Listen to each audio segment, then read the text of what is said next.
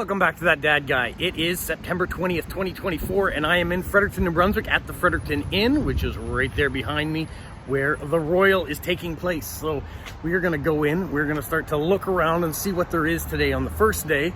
It started at 10 o'clock this morning. I'm getting here a little bit late, but I'm still waiting for my room to be ready, so I thought maybe I'd go and have a look around and see what there is.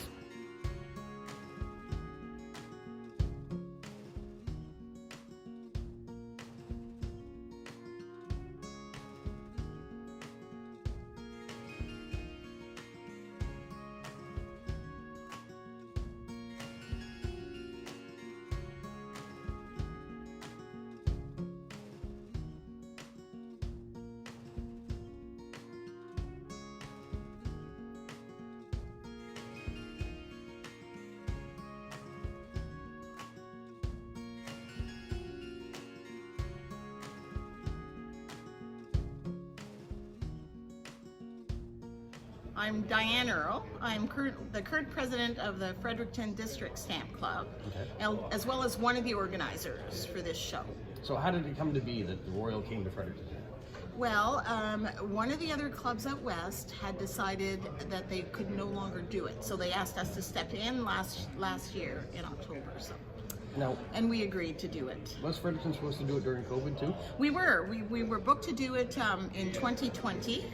Of course, COVID canceled the whole thing. So we kind of had a head start on the organizational part. So. And that being said, what do you have to do to organize to make one of these happen? Oh my gosh, it's a long list of things. First, you have to secure a good venue. Okay.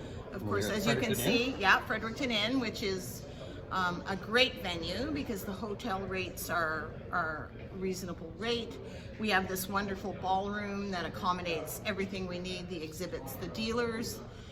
Plenty of parking, your center. Parking is free, we're center, the mall is nearby because a lot of people fly in. Yep.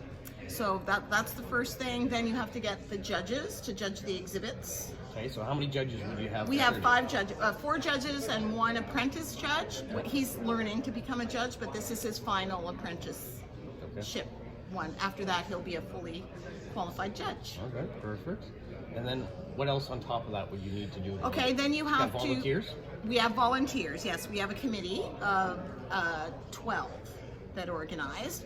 So then we have to decide on what we're going to charge the exhibitors, because the exhibitors pay, because we have to pay for this venue. It's an expensive venture. Right. So we decide what we're going to charge the exhibitors per frame.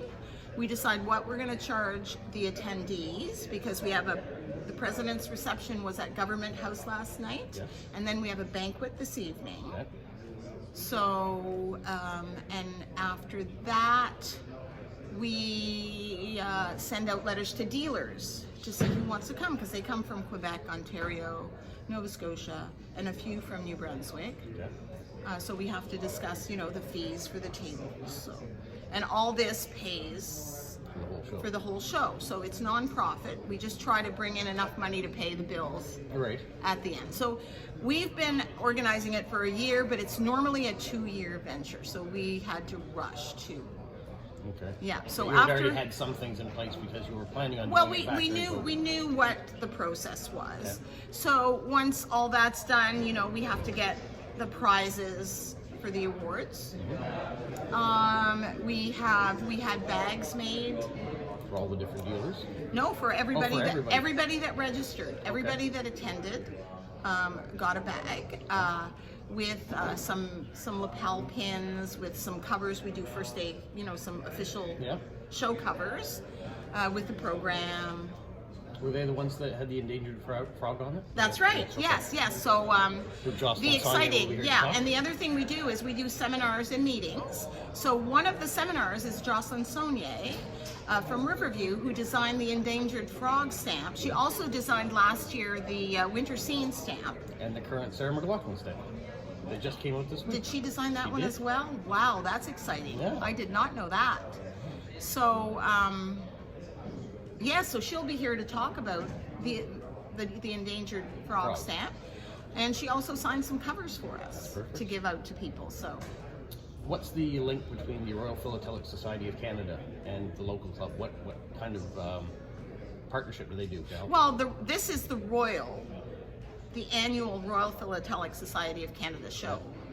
So they guide us, basically, but we're the ones that Do all the legwork. that do all the. We're the ones. We're fully responsible for the show. Perfect. All right. Thanks, Diane. Yeah, you're welcome.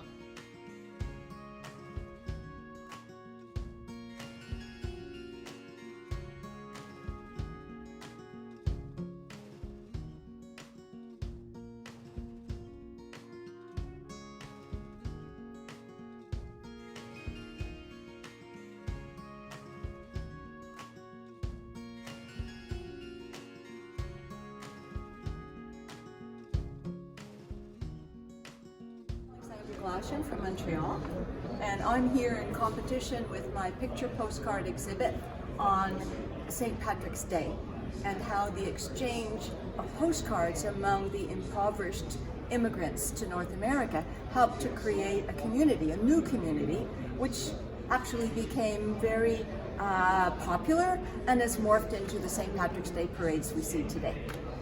So when the people came over, they didn't have much education, so their skills in letter writing were very limited.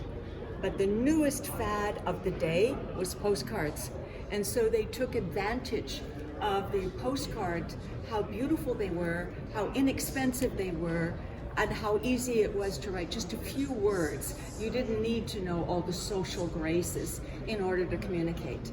And by talking about legends and myths and tall tales and showing the kinds of home life they had, the kinds of dancing they had, they developed this pride in their community. And at the very end, I have included a postcard that shows that St. Patrick's Day lovers are not limited to people.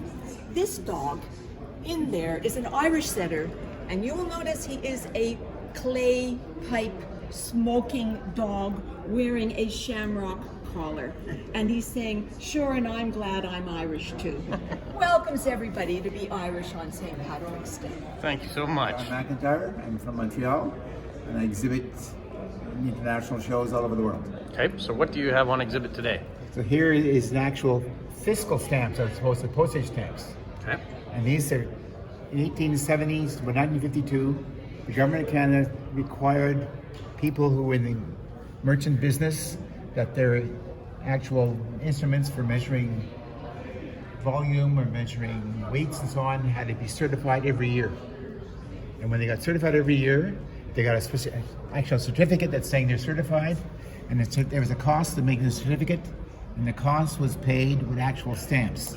So if they had $1 worth of certification, they had to put a $1 stamp on it, or $5 or $3, whatever it is. So these are all the stamps that were made in 1905 and 1915. 1905 is when King Edward VII was the king. So we have actually King Edward VII on the stamps. 1915, George V was the king, so George V is on the stamps. They're beautifully engraved, and it's a situation that lasted to 1952 when they stopped using stamps. And you still had to pay the cost, but you can get a stamp sitting on your certificate. Okay. So this is Weights and Measures is the name of the revenue stamps, and they started in 1871, and the last issue was 1930.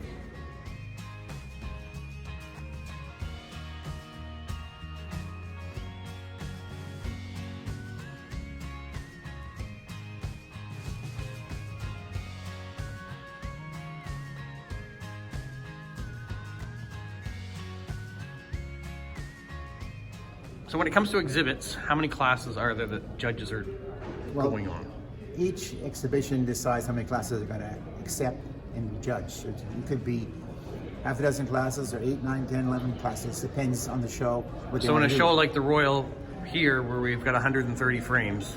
Well, here we allow all the classes, but they may not all be here. Okay. Like for example, there's the Philatelic class. I don't think it's here at all. Okay. There's postal stationery class. I don't think it's here either. But basically, what you have, the main ones are traditional, which is stamps only, Okay. or postal history, which is basically envelopes only, covers only. Okay. And then you've got specialized. Philately is the development of airmail. That's another area. You've got things like revenues, which is using not postage stamps, but revenue stamps.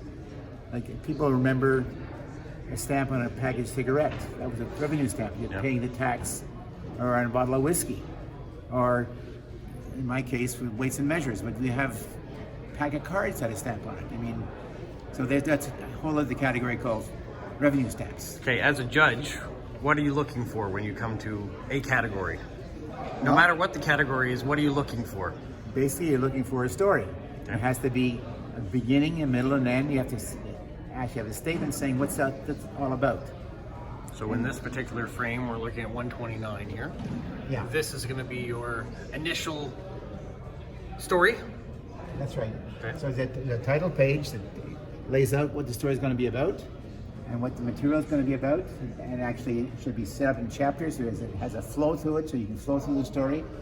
And if it's very well done, you always know that story keeps going, you know, and it has to be an end to it. So that's the concept of the story. Then, of course, the other aspect is the actual content, the actual philatelic material, and that's worth a third the points. And then you have to know what is that material there, what is it, and explain to it why it's there and what it is. That's 1/3 the points. So you get 1/3 for the story, 1/3 for the material, 1/3 for the information about the material. And then when the judges are done for award ceremony night, how many different types of winners are there? What class winners can you be? Well, some shows have an actual best in each class, or by number of classes. There's an overall best in show and a runner-up to the best in show. And the thing is, that's one frame. And so basically, one frame is 16 pages or so. And you can have an exhibit with one frame, exhibit with multi-frames. Internationally, you need one frame or 5 frames. There's no between. They're changing that now, but that's how it was at the beginning. And if you do very well with 5 frames, you can go to 8 frames. Not 6, not 9, but 8. So that's, and therefore there is going to be an overall winner every show. This show, best in show, is going to be a runner-up, and that usually are multi-frames, and also will be a best in show single frame. So there are different metal colors too, I understand? Now we're up to 8 levels of metals. It used to be just bronze, silver, and gold. Mm-hmm. Then it was large golds, small gold, large silvers, small silver. Now we got 8. So we have bronze, silver, large silver, vermeil, large vermeil, gold, large gold. 5% each. So 95%, 90% each. You get different metal level. Okay. But they usually don't give metal level. A lot of places don't give metal levels for single frames. You need a multi-frame. But you get points. He said you scored 82. I said, well, that's a vermeil level, but you don't get the actual metal. Okay. But I mean, that thing is, I got all these big metal. You do with them? So what do you do all these metals? Yes. So what does the term palmaire mean? Palmaire is that the scroll of what every exhibit did. So you got the results of every exhibit, the percentage points. And of course that. And there's also other awards too. I mean, different societies offer awards for different things. You got like the best military exhibit, or the best first aid cover exhibit, or the best you won the best postcard exhibit, and you can have the best. There's also the best exhibit in the first half of the century, the best exhibit in the last half of the century. Different societies offer medals, or offer certificates, or offer plaques. And depending on the size of the show, will depend on how many different awards are maybe given out. Where a show like this has 130 boards, you were mentioning you went to a show that had 4,000 boards? Yeah, there's levels. This is a national level show. There's regional level and local level and club levels. But above national level, there's international levels, which basically are continental levels. There's basically 3 continents in the world. There's Europe, there's Asia, and there's the Americas. And each of them have shows every year. And then there's the world shows, which is everywhere. Everybody's invited, who are members of the actual societies. And they're bigger, and you can have up to, these frames are 4x4 pages. And this show has 130 frames. We've been to shows where there are 4,000 frames, which is mind-boggling. I've been doing this for 20 years. I still get boggled. It's incredible.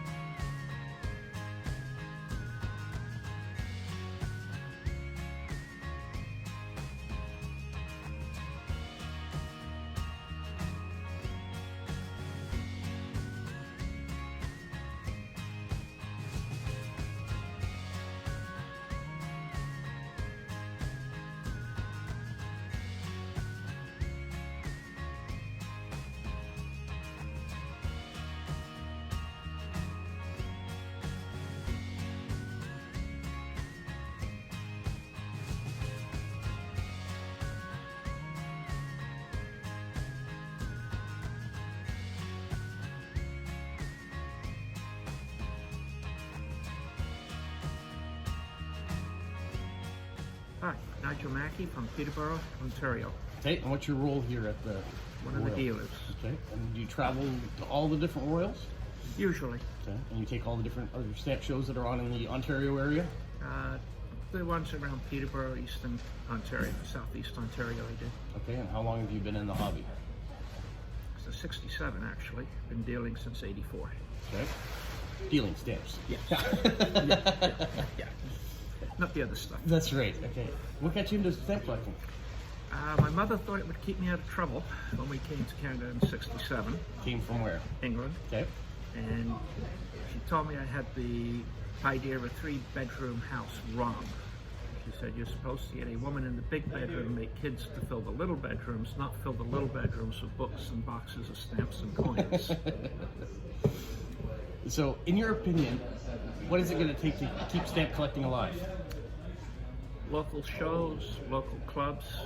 When I was at the Pickering Market with my friend who was a coin dealer, what I would often see is kids coming in with the Bank of Granddad. Okay. And then people in their 40s are getting back into the hobby because they did it as kids, and then of course they got interested in the opposite sex, married, kids. Kids are gone, looking for something to do, pull out their old stamp collection. Now, is that a cycle you think is repeating itself? Yes, definitely. So you're seeing more and more children coming with their grandparents Yeah. to all the different shows, and then they're getting back in. And so as those 30-year gaps cycle through, they're getting back into the hobby again. And one of the other things is that a lot of the clubs now are realizing they have to have programs for kids. The National Postage Stamp and Coin Show runs an auction just for children. Okay. So gets them excited, gets them involved. And do you find that stamp collecting is for the rich, or can anybody do it? Anybody can do it. You can go to any, you wouldn't find 10-cent stamps at a show like this, but you go to some of the local club shows, go to the club meetings, and you can find tubs that are full of stamps at 10 cents a piece. So it doesn't matter what your interest is, there's always a stamp or something up there Yes. for you. I always tell people there is no wrong way to collect.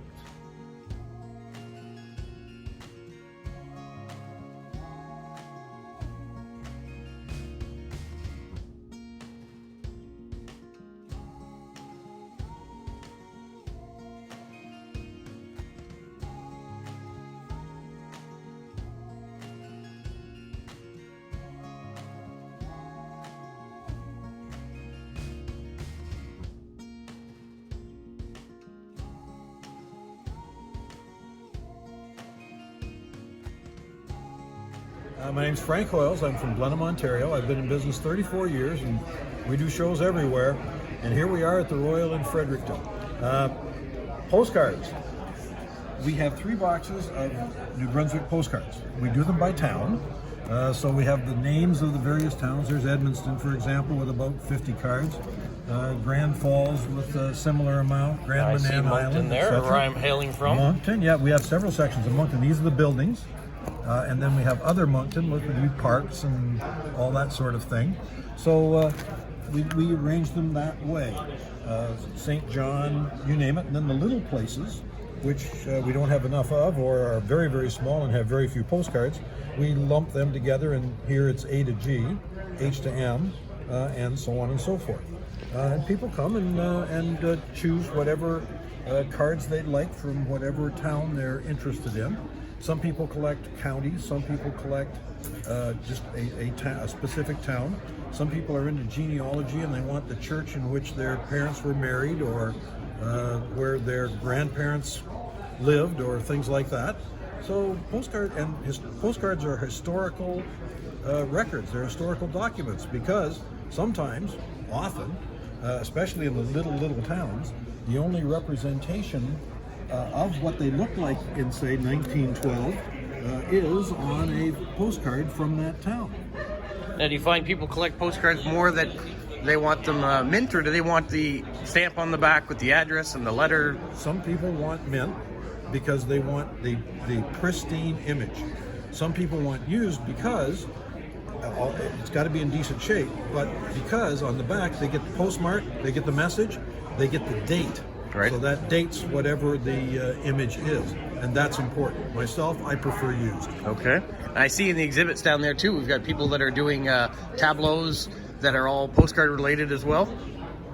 This lady right here she is a postcard exhibitor, and her novelty postcard exhibit is currently going to Britain to take part in the Royal Challenge.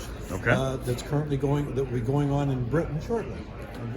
I'm Brenda Hoyles. I'm married to Frank Hoyles, who is a stamp / postcard dealer. So I go to a lot of shows with him.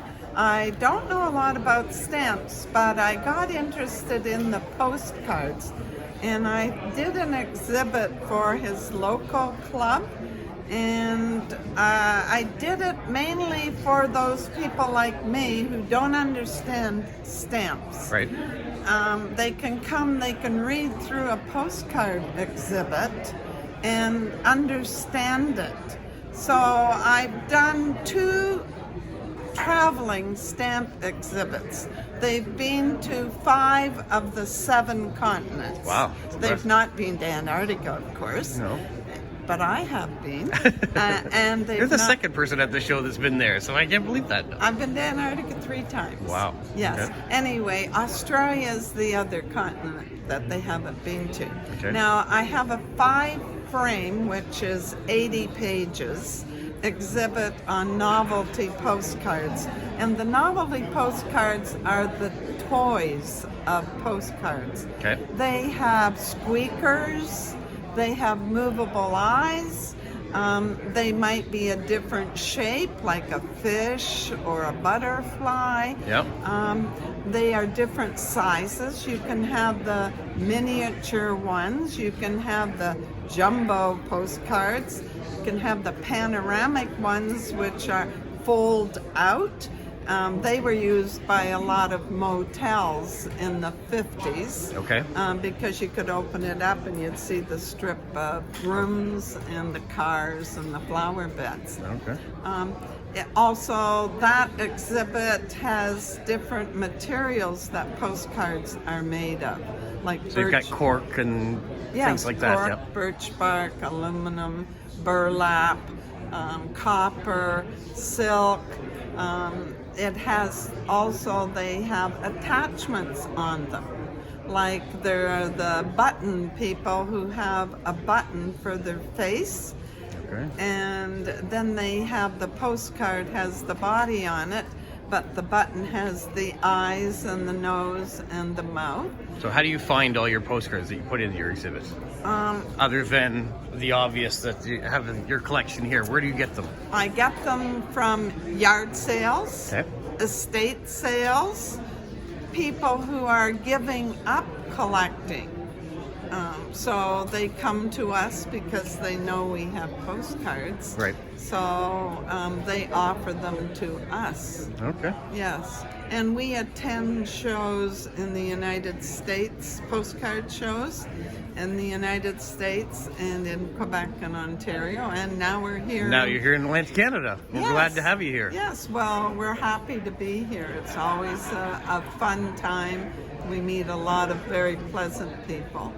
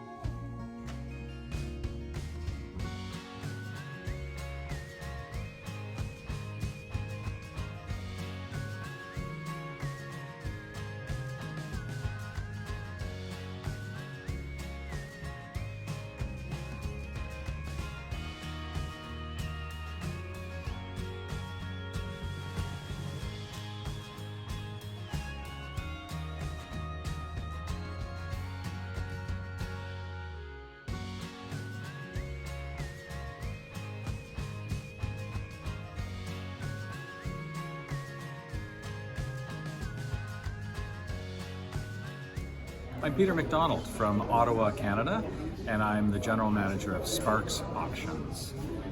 We've been around for 17 years, and if you haven't heard about us, well, now's your time. We're here at the Fredericton Royal 2024 Royale to talk about our upcoming auction, October 17th, 18th, and 19th. And information's available at www.sparks-auctions.com. We offer the whole world, from Canada to BNA, everywhere in North America, South America, Europe, and Southeast Asia. The entire world is in our auctions. So how do you get your product? How do you get what's going to be in the auction? Well, we either take consignments from collectors and dealers and others. A lot of estates come to us. For the most part, we accept consignments to sell on behalf of the owners. And from time to time, we make an offer to purchase and we buy it outright, and then we hold on to it until we have enough of the right material to sell them in future auctions. And the books that you have on your table, is that what's coming up in the next auction? These are catalogs from previous auctions. This one right here is a flyer about our upcoming auction happening next month. And it's just a little taste because the sale itself only went online yesterday. And so we don't have the catalogs yet. So if somebody wants to be a part of this auction, what do they have to do? They just go online and register? You can go online and register at stampauctionnetwork.com or to our website. I'll say it again, www.sparks-auctions.com, and all the information you need is there. Sign up for our mailing list. And pay for it? And PayPal, major credit card? Cash, PayPal, we take it all. And shipping goes into that as well? Shipping is paid by the customer. Okay. And there's a buyer's fee, reasonable and competitive buyer's fee. And anyone buys. In our last sale, we had 19 different countries where we had our bidders and buyers. Perfect. Thank you so much. Thank you. My name is Mike Walsh. I'm the owner, publisher, editor of Canadian Stamp News. We're based in Welland, Ontario, near Niagara Falls. We've been publishing Canadian Stamp News since 1976, as well as Canadian Coin News since 1963. And what brings you to the Royal this time here in Fredericton? Well, I'm a member, and as the editor of Canadian Stamp News, we strive to provide all of our subscribers and readers with the latest of what's happening in the Philatelic community. And here, this is one of the biggest stamp gatherings annually, and we always want to be part of that. It's a great opportunity for us to connect with our readers and our advertisers, as well as just learning from all interested in what's the latest in trends. What can we as a publication do to help make Philately even more exciting here in Canada? And how can they find your publication? So we print, so we offer two avenues. One is digital copy and a print copy. If you go to CanadianStampNews.com, you can subscribe online. Our website is updated on a regular basis with some of the stories that we provide, and we also provide a free newsletter that goes out weekly. That's great. Thanks, Mike. Okay.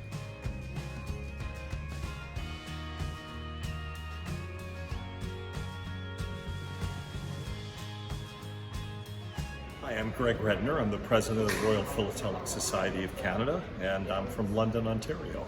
So why have we picked Fredericton this year to be the 92nd location? Well, Fredericton was supposed to be the site of the Royal right before COVID hit. Okay.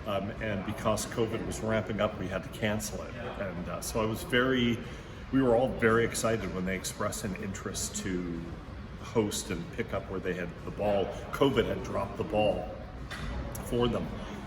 And I think everybody agrees. We hear about hospitality from the Maritimes, but I think we all feel like we have lived it over the last couple of days, and we're really, really grateful to be here. Great, great. Now, when picking a city from year to year, what goes into it from your perspective as an organization? Sure. Basically, a city will suggest or register their interest, and then they form a committee, and the committee has to kind of go through the hoops of figuring out whether they think it's viable and they've got a location and probably most importantly that it's easy to get to, and then they make a proposal to the RPSC, and we I don't want to say decide because it's not usually between two groups, but we make a decision to go ahead with it and accept their proposal. A lot of times it's in a major, how can we say, a lot of times in a major population center area. Yep. Yeah. But we're trying really hard to move it around now, which is one of the reasons this was so attractive to us, is because we're on the East Coast. And it's not easy to get to Toronto and Calgary from here. Yes. So we thought we would bring it here so that people here would have a chance to do it. And did you have a lot of people that came from away to come here for it? I think so. I think I can't give you exact numbers, but I see a lot of people that I know from Toronto and people who've come from out west, and probably more from the maritime area, but it's nice to have people travel in. Beautiful part of the country. Do you find that there's a difference in a smaller show, shall we say, here than what you might have if you were in Toronto or Ottawa or Montreal?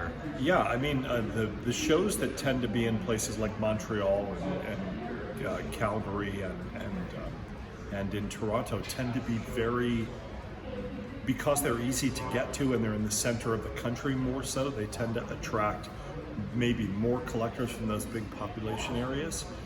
But the only difference in feel here is they're just a different group of people, which is kind of cool because that's what we're trying to do in the RPSC.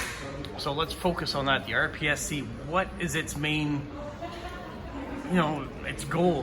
What are we going to do here? How are we encouraging it to survive if we want to go that route? Right, sure, no. We've readjusted our thinking over the last couple of years. We really see ourselves as a service organization now, okay, which seems kind of funny when you're talking about stamps. But I really believe that stamp collecting is about community. And for many years, the major philatelic societies, not just the RPSC, but the APS and the Royal and London, England, they focused on really high-end philatelists. My belief is that every way you collect stamps is valid, and every way that you collect stamps is appropriate if it brings you joy. And so what we're trying to do is throw out the welcome mat and provide opportunities and meet the needs of collectors of all different levels and groups and interests.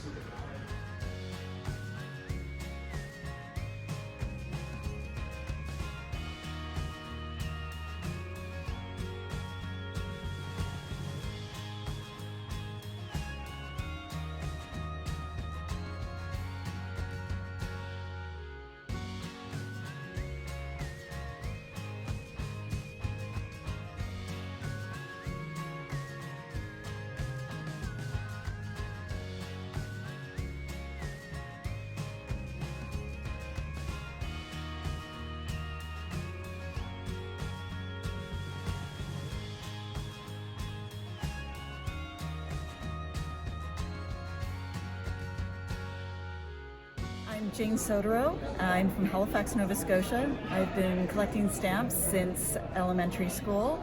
I'm an exhibitor. I'm a judge both in Canada and the United States, and I'm president of the Royal Philatelic Society Philatelic Research Foundation, which caters to promoting philately among youth and encouraging participation among youth in this great hobby of ours. So how do we go about promoting this hobby to the younger generation? Well, it's a hard thing. I mean, the kids have all sorts of other interests. There's sports, there's music, there's after school activities. But one of the things we've been doing, I've been working with a woman in Montreal area who has a small group of young collectors, mostly collecting in the thematic area. And they exhibited at RPSC in May of 2024, and we as a foundation are now offering prizes, cash prizes to youth at various age levels, $250, and they to encourage them, to give them some cash to buy material with. And it's great to see the enthusiasm of these How kids. many kids would you have participating in it so So far? I think she has about 8 children that she's working with. At that particular show, there were 4 youth exhibits. That included 1 from a 21-year-old, and then 3 from children who were 9 years old or a little bit younger than 9. Fantastic. And so we actually gave out the prize twice at that show. And what was really nice was afterwards we received thank you notes from the children? The children for the prize, and also for the feedback that we were able to give them at the frames, talking about their exhibits and where they could take their exhibits. So one young fellow, he was exhibiting skyscrapers. Yeah. And there aren't necessarily easy to find skyscrapers on stamps. But I said, well, how do you build a skyscraper? What do you use? What materials? There's glass, there's cement. What kind of machinery do you use? So tell the story of how the building starts and how it finishes. Okay. So, and I think for children, that's the thing that can capture them is the storyline.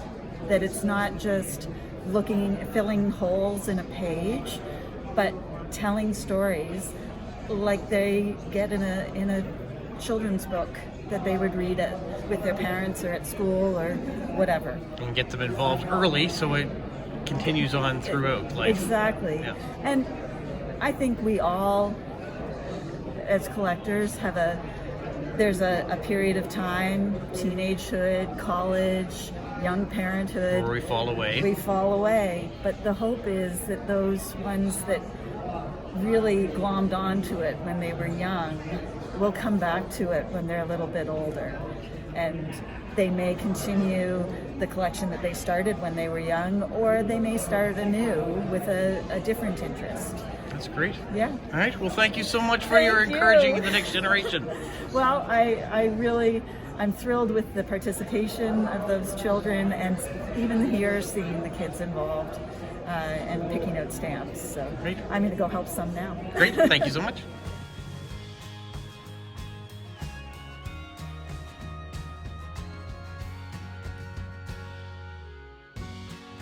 Well, I want to say thank you to the Royal for inviting me up to this great stamp show. I saw so many great things, talked to wonderful people, some amazing stories. I'm glad I was able to share them with you.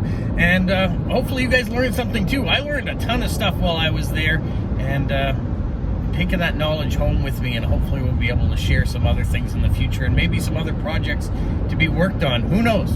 We will see. But for now, for me, from Fredericton, on my way home to Moncton, have a magical week. What, Polo? You say like, subscribe, share, and tell all your friends? Who's a good boy? Who's a good boy?